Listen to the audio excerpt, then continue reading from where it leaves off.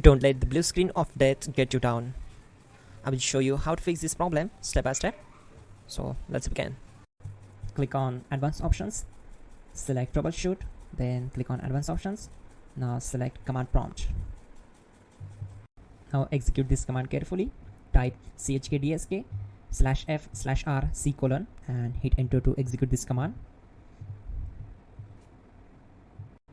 Type c : and hit enter to execute the command. Now type cd space c : / and hit enter to execute the command. Now execute this command. Type cd space Windows and simply hit enter. Then type cd space system32 and hit enter to execute the command. Now type cd space config and hit enter. Now type md backup and simply hit enter. Now type copy ** backup and simply hit enter to execute the command. Now type md backup1 and hit enter. Now execute this command carefully. Type in copy space ** space backup1. Then simply hit enter to execute the command.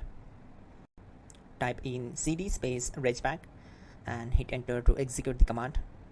Now type dir and hit enter.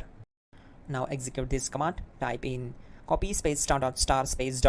and then hit enter. After that type all and again hit enter to execute the command. Now type bootrec space /fixmbr and simply hit enter. Now type bootrec space /fixboot and hit enter to execute. Now execute this command cd space c : /.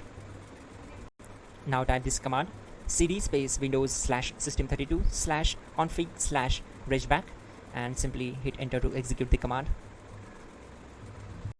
Now type this command bcd edit space /export space c : /bcd backup and hit enter. Type cd space c : / and hit enter. Now execute this command. Type md space boot and simply hit enter to execute this command. Now execute this command. Type cd space boot and simply hit enter. Now type md space bcd and hit enter. Type cd space c : / and hit enter. Now type attrib c : / boot / bcd -h -r -s and hit enter.